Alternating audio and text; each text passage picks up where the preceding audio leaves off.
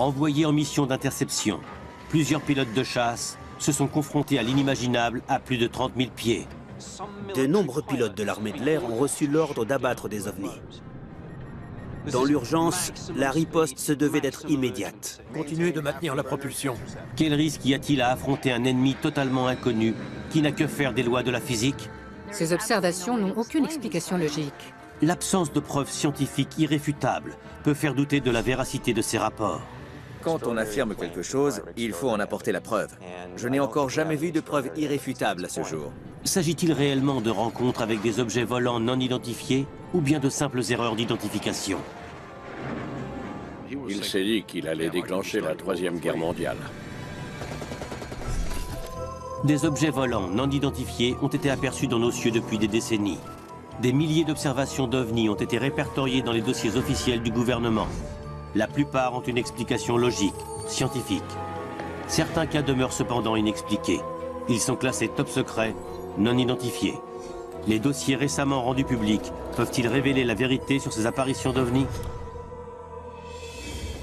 20 mai 1957, dans le comté de Kent, en Angleterre. La tour de contrôle de cette base de la Royal Air Force capte un signal étrange sur l'écran radar. L'objet se déplaçait de façon très bizarre. Ces déplacements n'avaient rien de normal. 2 hommes sont envoyés en reconnaissance. L'un d'eux s'appelle Milton Torres, un pilote de l'US Air Force alors en poste au Royaume-Uni. Milton Torres a été pilote de chasse de 1951 à 1971, totalisant 267 missions durant la guerre du Vietnam. Mon père avait une vingtaine d'années. Ces gars-là étaient de vraies machines. Le fils de Milton, Geoffrey, tente depuis des années de comprendre ce qu'a vécu son père cette fameuse nuit. La tour de contrôle lui a ordonné de monter à 32 000 pieds et de mettre le cap sur Ipswich. Il a demandé plein pot? Oui, plein pot. Dans le jargon de l'armée de l'air, cela signifie à toute vitesse. Son chasseur F-86D pouvait alors facilement dépasser les 1100 km/h, soit pratiquement la vitesse du son. La guerre froide fait rage. Torres est envoyé intercepter un éventuel avion espion soviétique, voire pire, un bombardier. Les incursions soviétiques dans l'espace aérien allié étaient monnaie courante. La mission du F-86D consistait précisément à prévenir et mettre un terme à ce genre d'attaque. Avec une visibilité quasi nulle, Milton Torres doit se fier exclusivement à ses instruments de bord. Zulu 1, virage à droite, cap 010.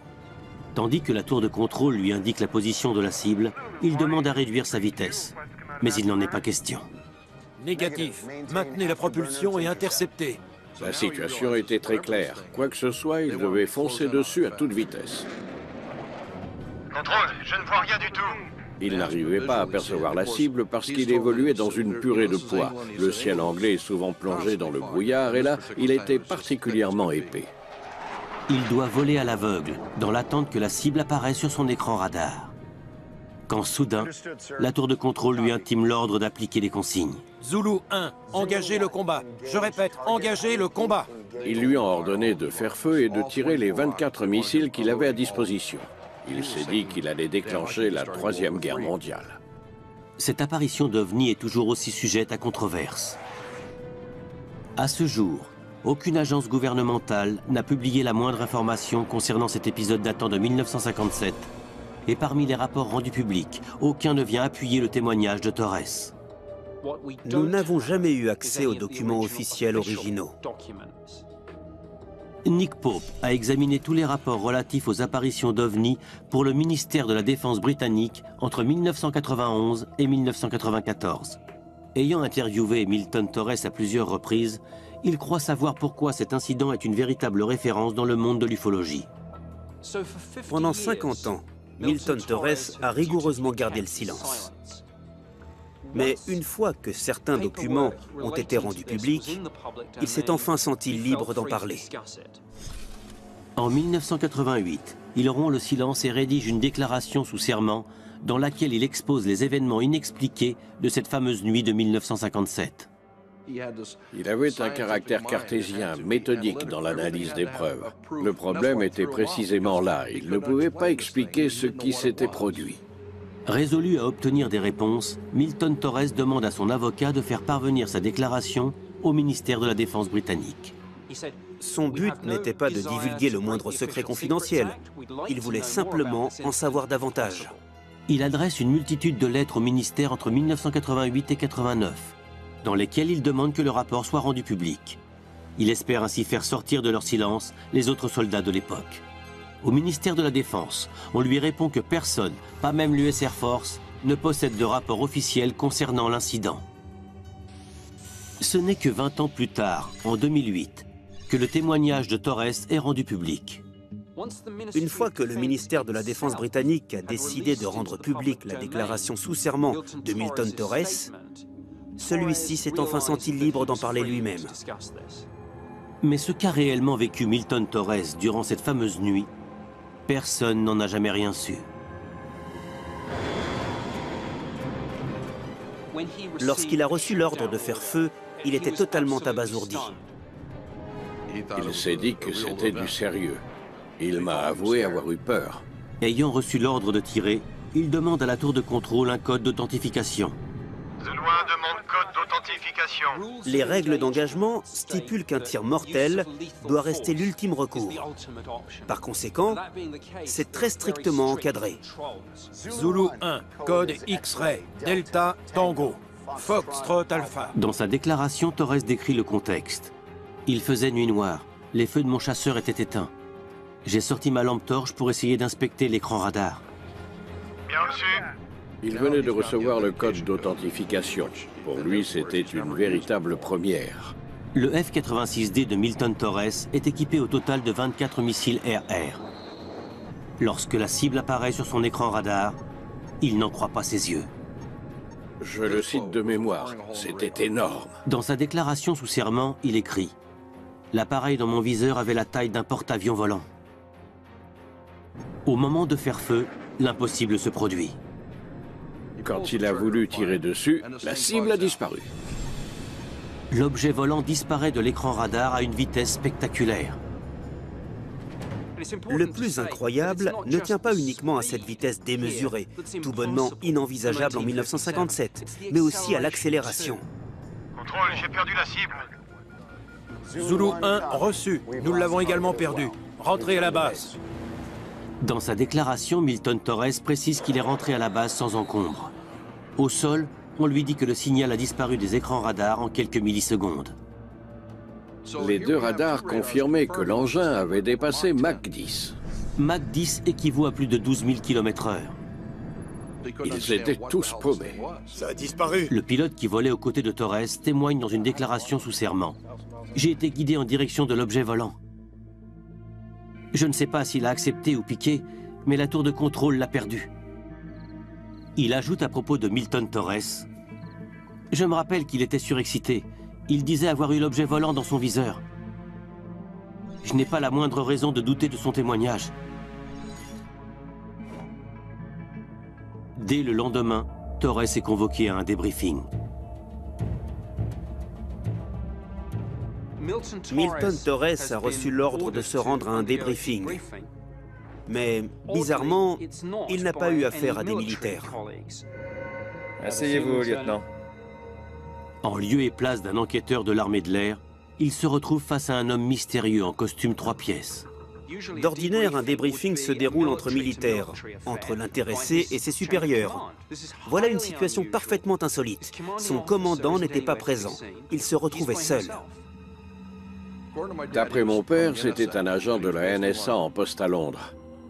Il était venu jusque-là rien que pour le débriefing. L'Agence nationale à la sécurité, ou NSA, analyse des renseignements dans le monde entier pour le compte du gouvernement américain. Avez-vous eu un quelconque contact visuel? Mon père m'a dit qu'il était très intimidant. Il m'a aussi dit qu'il n'était assurément pas là pour plaisanter. Milton Torres se retrouve dans le collimateur d'une agence de renseignement encore méconnue. C'est la toute dernière fois que vous aborderez ce sujet. Compris. Dans sa déclaration, il précise « L'homme m'a parlé de sécurité nationale. » Entre 1957 et 2008, Milton Torres n'a jamais soufflé mot quant à cette épreuve. Le fait qu'il se soit tu pendant une cinquantaine d'années donne la mesure du personnage. Voilà quelqu'un d'intègre, d'honnête. il avait le plus grand respect pour le serment qu'il avait prononcé.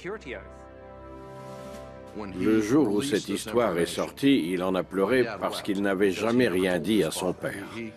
Ses propres enfants n'étaient pas dans la confidence. Il n'a jamais rien dit à mon grand-père alors qu'ils étaient très proches. Milton Torres a-t-il réellement croisé un ovni? La cible qu'il était censé abattre a-t-elle jamais existé?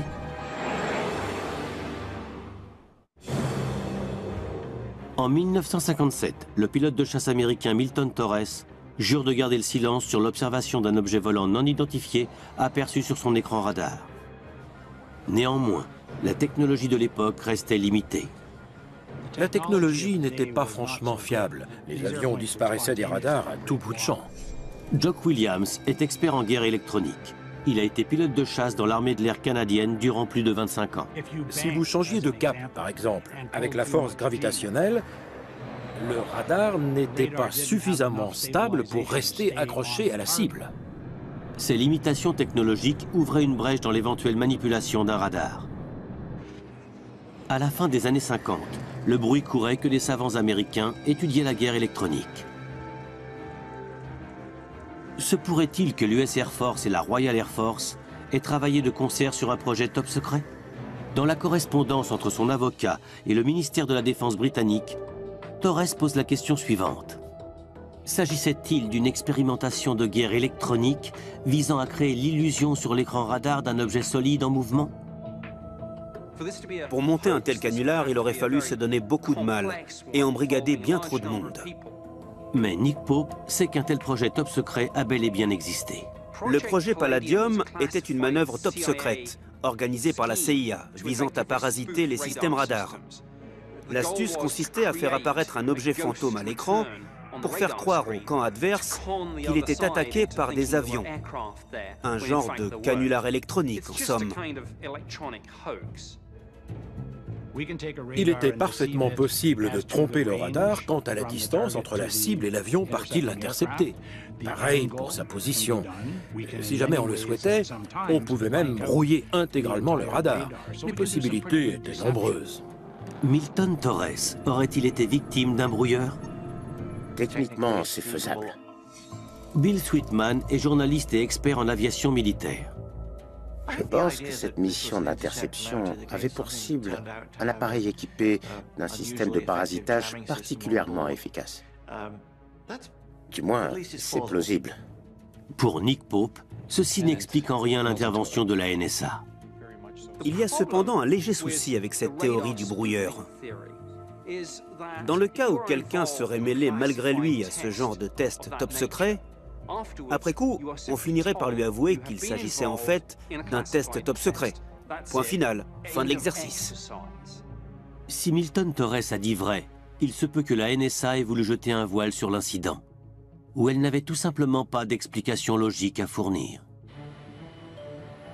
Les rencontres entre pilotes et ovnis deviennent une priorité pour l'US Air Force dès le début des années 50. Une note de service de la CIA, datée de 1952, illustre la forte inquiétude des militaires. Pour eux, les ovnis sont un véritable problème vis-à-vis de la sécurité nationale. On y trouve cette phrase. Les soucoupes volantes démontrent la vulnérabilité des États-Unis face aux raids aériens. L'armée de l'air lance alors le projet Blue Book, afin d'enquêter sur les apparitions d'ovnis. L'homme nommé à la tête de ce projet monumental est le capitaine Edward Ruppelt. Ruppelt avait été pilote durant la Seconde Guerre mondiale. Après la guerre, il a fait des études supérieures et obtenu son diplôme d'ingénieur aéronautique. Puis il est entré au renseignement de l'armée de l'air. Ian Aldrich est spécialisé dans les enquêtes de l'US Air Force concernant les ovnis. Il a étudié sous toutes les coutures le projet Blue Book, mais aussi le travail de Ruppelt. Certains l'avaient même surnommé le Superman des collecteurs de données parce qu'il ne reculait devant rien pour étudier les apparitions d'ovnis. L'élément déclencheur se produit en avril 1952. L'US Air Force donne son aval au projet Blue Book et autorise Ruppelt à entrer en contact avec l'ensemble des unités sans avoir à passer par sa hiérarchie. Une telle liberté d'action ne s'était jamais vue. L'année 1952 est également celle qui comptabilise le plus grand nombre d'apparitions d'ovnis. À cette époque, l'US Air Force se lance activement dans la chasse aux ovnis dans l'espoir d'en intercepter un. Le 28 juillet 1952, un article de la Gazette de Charleston affirme que les pilotes de l'armée de l'air ont pour ordre d'abattre tout ovni qu'ils viendraient à croiser. Cependant, aucun d'eux ne s'est encore jamais retrouvé en position de faire feu. Edward Ruppelt soutient pourtant le contraire dans son livre édité en 1956 et intitulé « Rapport sur les objets volants non identifiés ». Il y évoque le cas d'un incident avec une soucoupe volante remontant à 1952 dont personne n'a jamais rien su. Cet incident se produit à la base Kirtland dans le Nouveau-Mexique en septembre 1952. Ruppelt a reçu un appel du lieutenant Parrish, qui était l'officier de renseignement de la 34e division aérienne basée à Kirtland. Afin d'éviter tout risque de fuite, Parrish part lui-même récupérer Ruppelt et le ramène à la base. Une fois à l'abri des regards, il extirpe un rapport non classé de son coffre-fort et le lui confie pour qu'il le lise en lui interdisant de l'emporter. Dans son livre, Ruppelt fait part de son étonnement. Pourquoi Parrish ne l'a-t-il pas immédiatement transmis aux gens du projet Blue Book? Il s'agissait d'un incident grave. Ces gens-là ne voulaient sûrement pas que leurs supérieurs soient mis au courant. Edward Ruppelt écrit « Vers 10 h du matin, un radar situé à proximité de la base repère une cible non identifiée.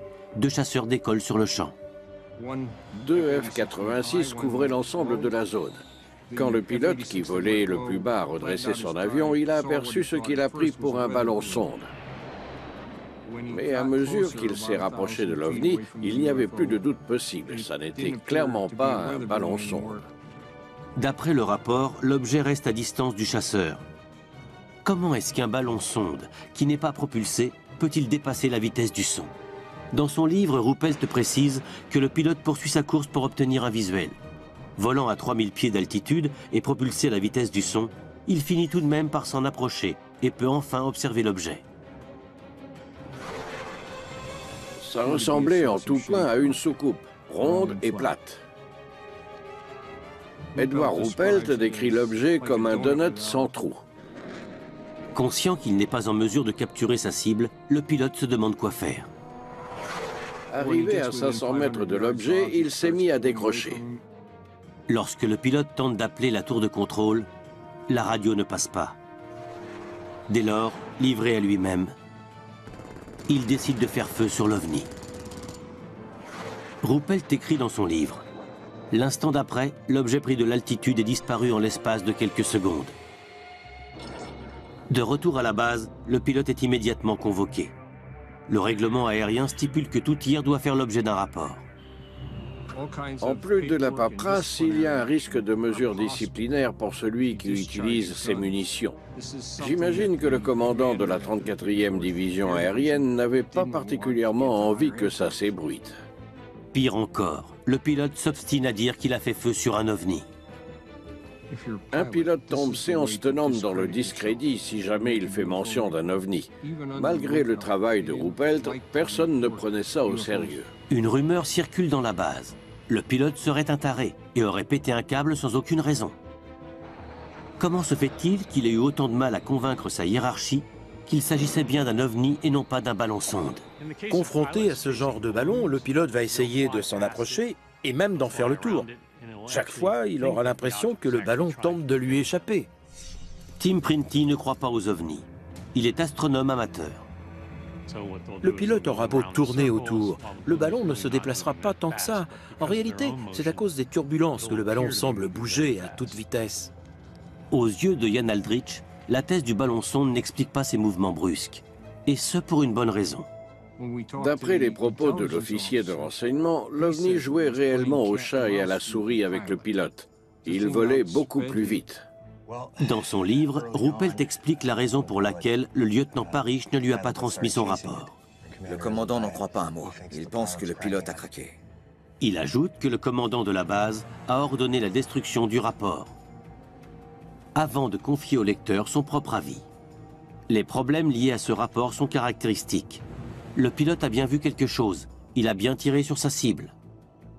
Malgré une enquête approfondie, je reste dans l'impossibilité d'identifier formellement cette cible. Edward Ruppelt révèle au grand jour la politique de l'US Air Force en matière de collecte de preuves. Il voulait que les pilotes soient en état d'alerte. Mais le Pentagone lui a opposé une fin de non-recevoir. Edward Ruppelt a passé 2 ans à la tête du projet Blue Book et mené un grand nombre d'enquêtes concernant les apparitions d'OVNI avec une impartialité exemplaire.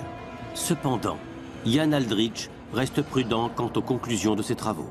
Dans certains cas, le seul témoignage provient de Ruppelt lui-même, qui tenait parfois ces informations d'une tierce personne. Il est évidemment digne de confiance, mais qu'en est-il de ses sources? En plus des témoignages de ses pilotes, l'armée de l'air a besoin de recueillir des preuves matérielles indéniables.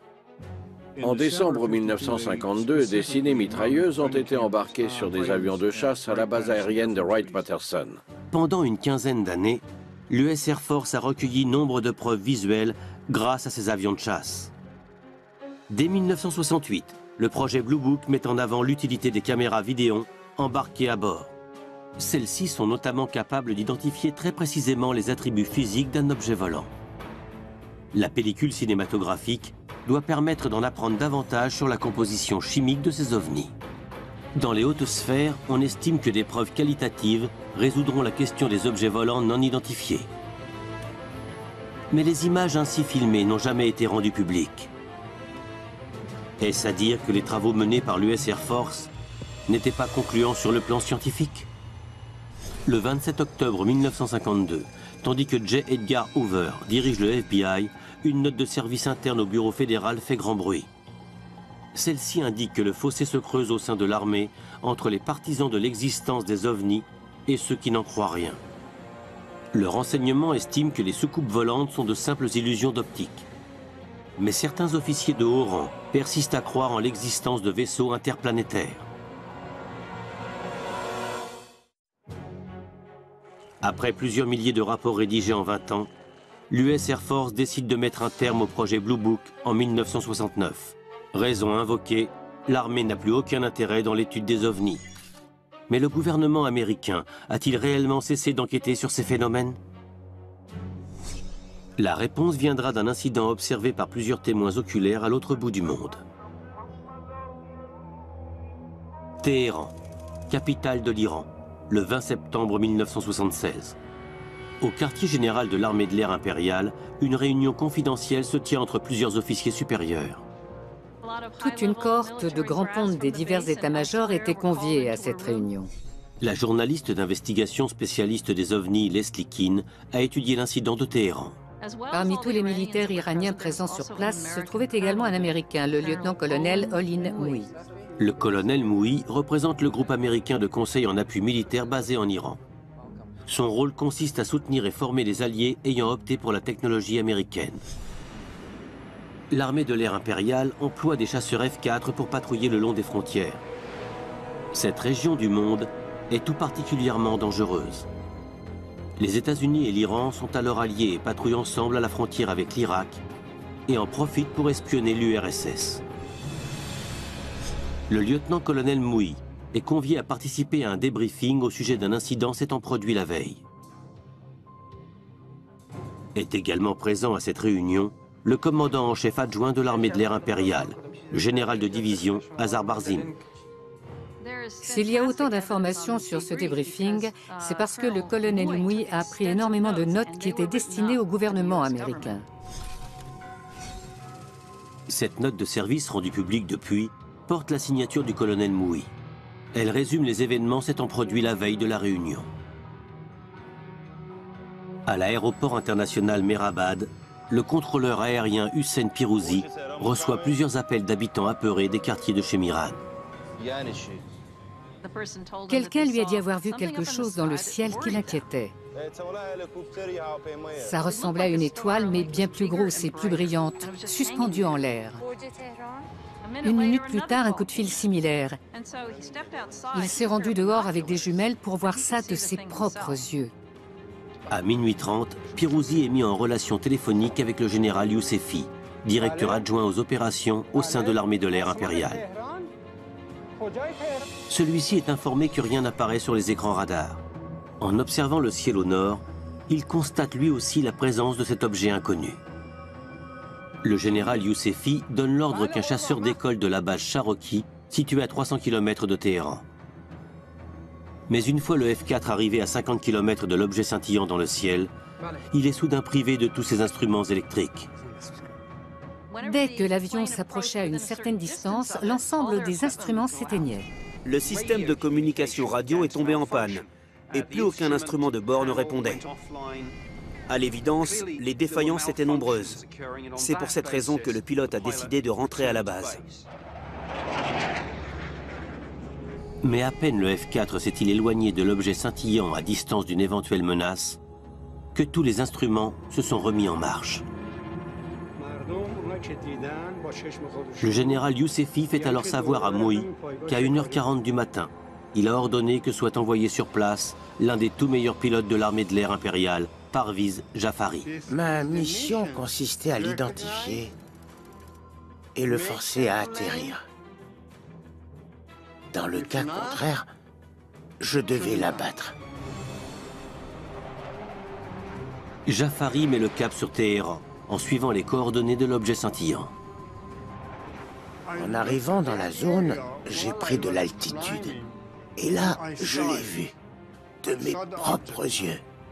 À mesure qu'il s'en rapproche, il parvient à voir l'objet scintillant dans son viseur radar à quelques 50 km de distance. Sur le radar, le signal était aussi imposant que celui d'un Boeing 707.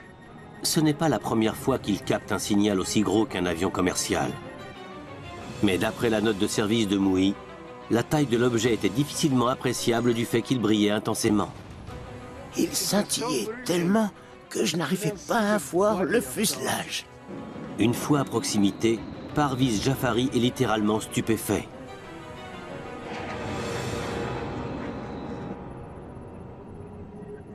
L'objet avait la forme d'un diamant.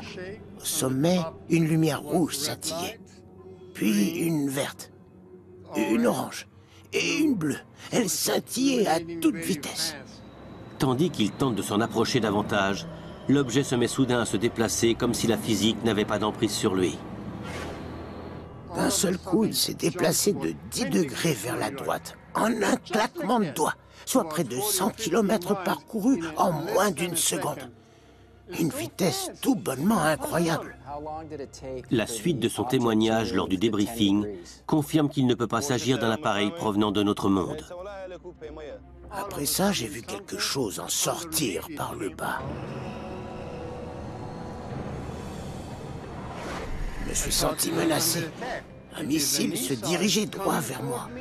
Jafari décide de riposter au deuxième objet qui vient tout juste d'apparaître. Je me suis immédiatement dit que je devais faire feu et lancer un missile infrarouge sur la cible. Mais juste avant qu'il n'appuie sur la détente, plus aucun instrument ne répond. Le panneau d'armement s'éteint et la radio se coupe. C'est alors que l'objet se met à tourner autour de l'avion de chasse. Imaginez-vous un appareil filant pratiquement à la vitesse du son, alors que quelque chose lui tourne autour. C'était incroyable. Il ne s'agit évidemment pas d'une force militaire ennemie. Le voilà qui bataille avec un engin sorti de nulle part. Je n'avais plus accès à mon armement, alors qu'il me fonçait dessus. J'étais sûr de me faire percuter.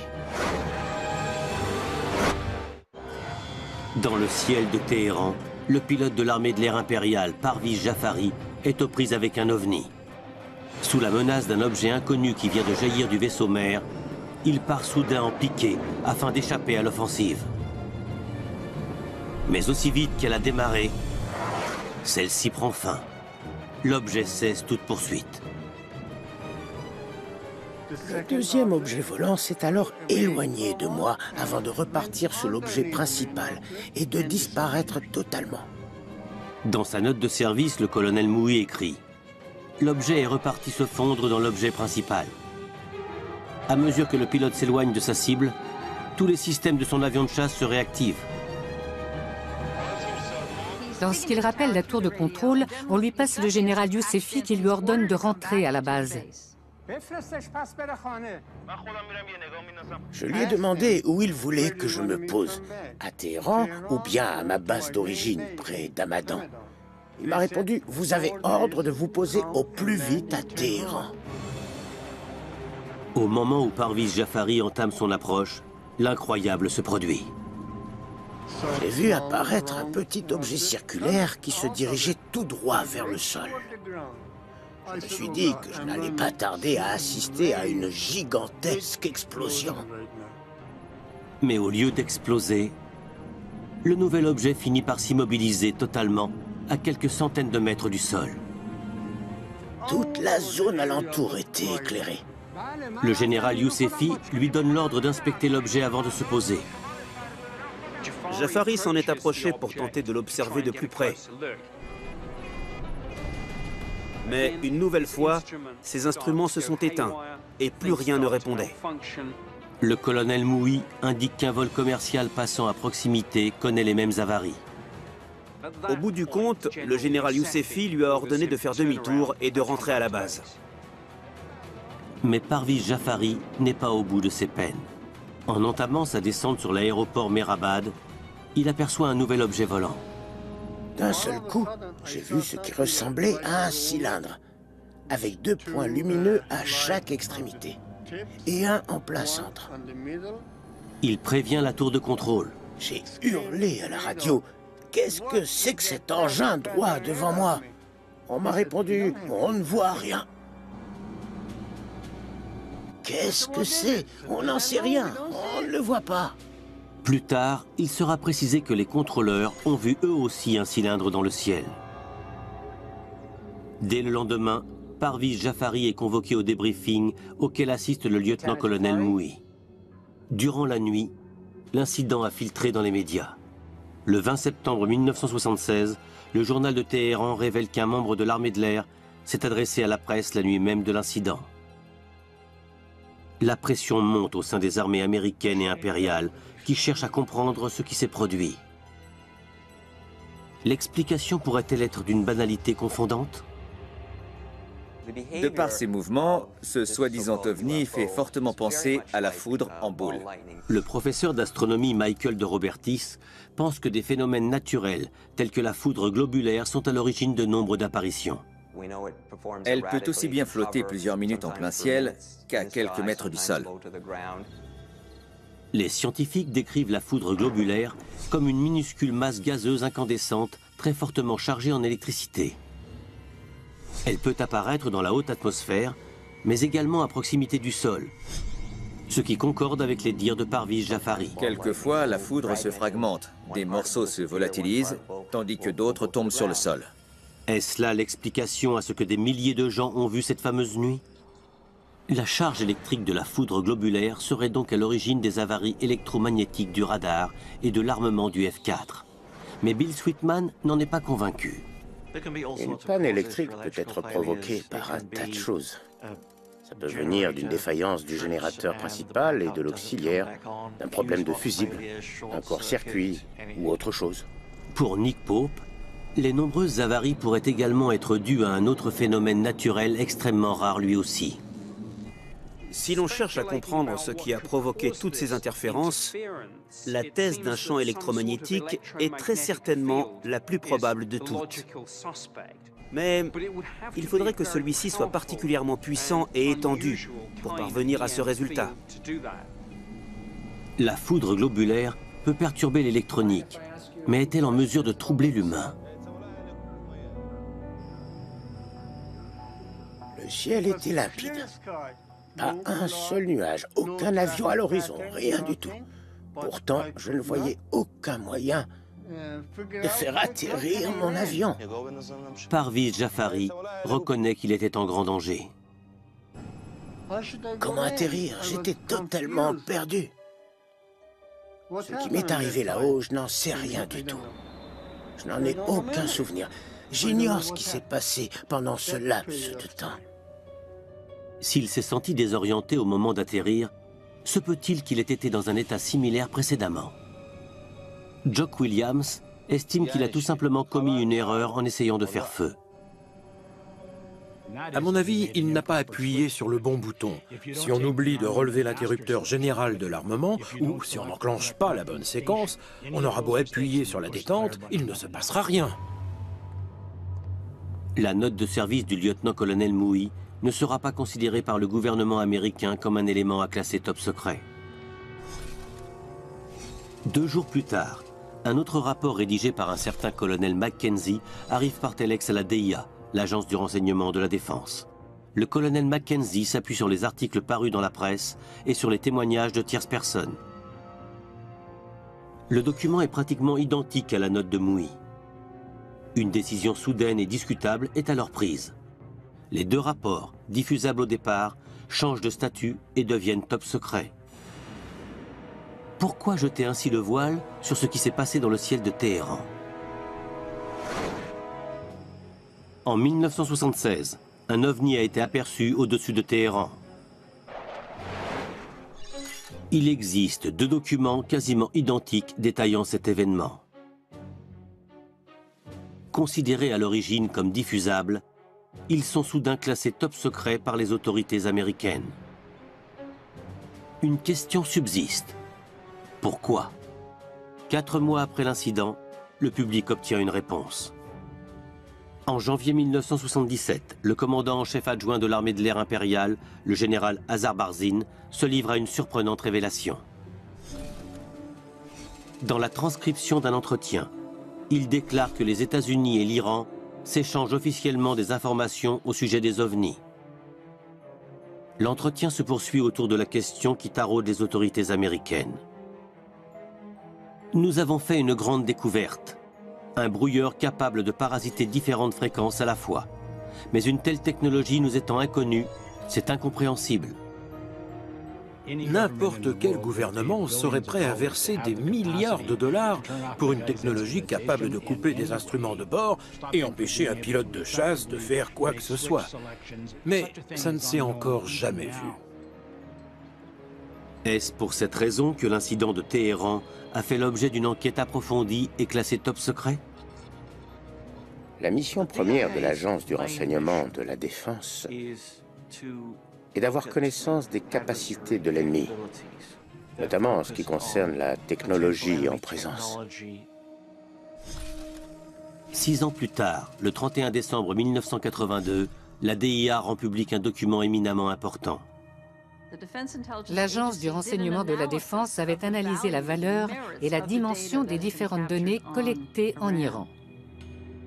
Tous les facteurs les plus irréfutables concernant cette fameuse apparition d'un ovni sont minutieusement répertoriés dans l'analyse de la DIA. Elle évoque le crédit à accorder aux témoins de haut rang. Elle évoque des témoignages oculaires tous corroborés par un signal radar. Elle évoque un éventuel champ électromagnétique. Et elle évoque également l'extraordinaire maniabilité de l'objet volant. Dans la case « Remarque » du document, une phrase résume parfaitement le tout. Il s'agit d'un rapport exceptionnel. Cet incident rassemble tous les critères nécessaires à une étude valable des objets volants non identifiés. Cette phrase est véritablement cruciale. Elle contredit toutes les déclarations de l'armée de l'air faites dans les années 70. Une contradiction au cœur des différentes enquêtes menées au sujet des ovnis. À ce jour encore, Parviz Jafari est intimement persuadé d'avoir vu un appareil extraterrestre. Du fait de la vitesse de l'engin et de son extrême maniabilité, il n'a pas été conçu par la main de l'homme. Mais il ne subsiste aucune preuve concrète au-delà de ces témoignages. Lors de la révolution islamique de 1979, qui a entraîné la chute du Shah, de nombreux documents ont été perdus ou détruits. Plus de boîtes noires, plus de télémétrie, plus aucune donnée mécanique ou radar. Dans l'optique où le gouvernement américain aurait davantage de données, celles-ci sont toujours classées top secret. L'absence de preuves scientifiques continue de laisser planer le doute sur les témoignages de nombreux pilotes. En 1980, 4 ans à peine après l'incident de Téhéran, un autre pilote de chasse va soutenir l'invraisemblable. Ce document de la défense américaine a été archivé le 3 juin 1980. Il fait état d'une apparition d'ovnis en Amérique du Sud devant des centaines de témoins. Ville de La Joya, au Pérou, le 11 avril 1980. 1800 militaires et employés civils se trouvent sur la base aérienne Mariano Melgar lorsqu'un objet de forme arrondie est repéré en plein milieu d'une zone d'exclusion dans la matinée.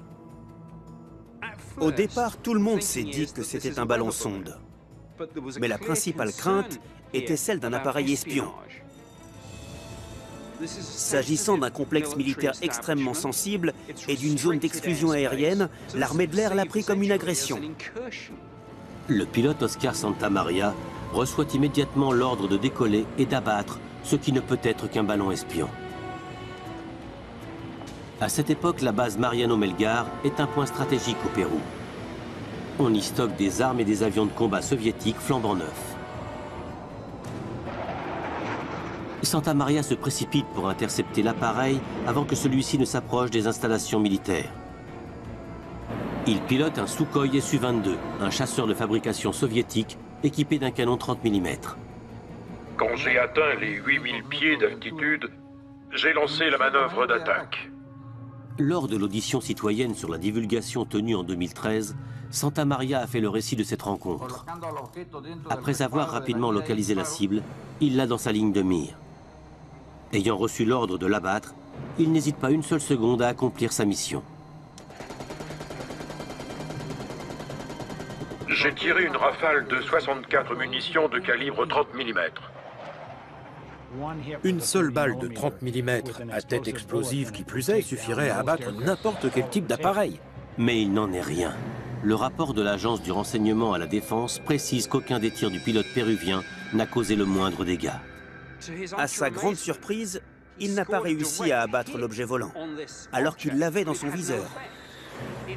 C'était comme si les balles se dématérialisaient en approchant la cible. Elles étaient totalement inefficaces.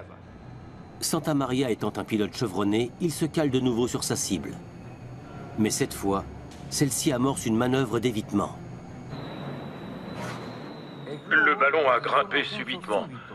J'étais donc placé en dessous, dans l'incapacité de faire feu.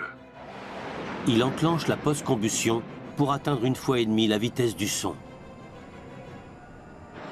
sans parvenir à gagner le moindre terrain sur l'objet volant. Le rapport de la DIA indique que le pilote s'est lancé dans une seconde attaque, mais que l'OVNI a semé le Su-22. Oscar Santamaria tente à plusieurs reprises de s'aligner sur sa cible, mais chaque fois qu'il l'a dans son viseur, l'objet s'élève dans les airs. C'était pratiquement comme s'il arrivait à anticiper ses faits et gestes. Comme si l'objet volant s'amusait avec lui. La course-poursuite conduit Santamaria à plus de 65 000 pieds d'altitude, soit aux confins de la troposphère. Arrivé au-delà du plafond absolu pour son Su-22, il entend soudain un signal d'alarme se déclencher. C'est à ce moment-là que j'ai vu clignoter le signal m'indiquant une faible quantité de carburant. Il m'en restait tout juste assez pour atterrir sain et sauf. Il tente une toute dernière fois de s'approcher de l'objet volant. Mais à moins de 100 mètres de sa cible, il fait une découverte effarante. Le pilote péruvien Oscar Santamaria vient de se rapprocher à moins de 100 mètres de ce qu'il prend pour un ballon espion. L'objet qui apparaît sous ses yeux le laisse sans voix. J'ai eu la surprise de constater que ce fameux ballon n'en était pas un. L'objet faisait plus ou moins 10 mètres de diamètre. La partie supérieure était une sorte de dôme constitué essentiellement d'émail de couleur crème. À la base du dôme se trouvait une plateforme circulaire et large en métal argenté. L'appareil ne possédait pas d'aile, pas de moteur, pas de hublot, pas d'antenne. Constatant qu'il s'agit d'un ovni, il décide de décrocher. À l'évidence, il a dû se dire que se lancer à la poursuite d'un tel objet volant était vain. À force de lui tourner autour, il allait manquer de carburant. S'il ne rentrait pas immédiatement à la base, c'était la mort assurée. Santamaria entame alors sa descente. L'OVNI ne le poursuit pas. Il restera dans l'espace aérien de la base Mariano Melgar encore 2 bonnes heures avant de se volatiliser.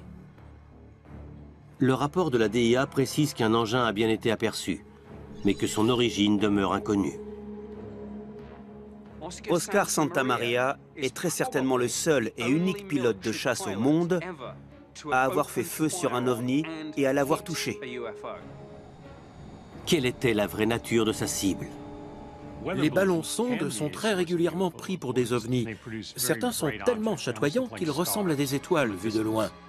Ce genre d'engin scientifique peut monter jusqu'à 100 000 pieds, une altitude inatteignable pour la plupart des avions. Santa Maria aurait-il poursuivi un ballon? Quand un pilote évolue dans le ciel et qu'il scrute l'horizon, il n'a aucun point de comparaison. Il peut se croire à proximité alors qu'il est extrêmement loin. C'est souvent une affaire d'illusion d'optique. Pourtant, Santa Maria affirme que l'objet a joué au chat et à la souris avec lui, allant jusqu'à dépasser la vitesse supersonique. Il n'existe aucun ballon sonde capable de telles prouesses, et encore moins de réchapper à la rafale d'un canon 30 mm. L'éminent journaliste aéronautique Bill Sweetman propose une autre explication. Le Su-22 est un avion d'assaut relativement rudimentaire. Il n'a rien d'un avion intercepteur. Les munitions embarquées sur le Su-22 ont été conçues pour être lourdes et non pas rapides. Autrement dit, si la vitesse à la bouche du canon n'est pas très élevée, il faut se trouver tout près de sa cible pour espérer faire mouche.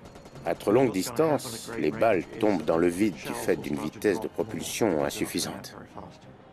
Malgré son canon 30 mm, Santa Maria n'a donc peut-être jamais touché sa cible. Mais quelle que soit l'hypothèse, une telle rencontre est véritablement marquante pour un pilote. Au total, j'ai manœuvré pendant 22 longues minutes qui sont à jamais gravées dans ma mémoire. Je reste convaincu de l'existence d'une vie extraterrestre technologiquement avancée. Et si les pilotes tels qu'Oscar Santa Maria avaient tout simplement halluciné et imaginé des choses? Se peut-il qu'ils aient craqué sous la pression d'une menace inconnue? Lorsqu'un être humain a peur, lorsqu'un pilote voit un engin lui fondre dessus, lorsqu'il est confronté à quelque chose d'inconnu, il risque d'avoir une réaction impulsive. D'où l'importance de partager ces informations. Mais lorsqu'il en va de la sécurité nationale, l'armée de l'air préfère que ces rapports restent confidentiels. J'ai tendance à comparer le sceau du secret à la cave d'une maison. Il est beaucoup plus facile d'y entreposer quelque chose et de le laisser dans un coin, plutôt que de l'étudier à la lumière du jour. Partout sur le globe, des pilotes de chasse sont tombés nez à nez avec des ovnis. Mais à ce jour, il n'existe toujours aucune preuve irréfutable de leur caractère extraterrestre. Ces objets volants demeurent non identifiés.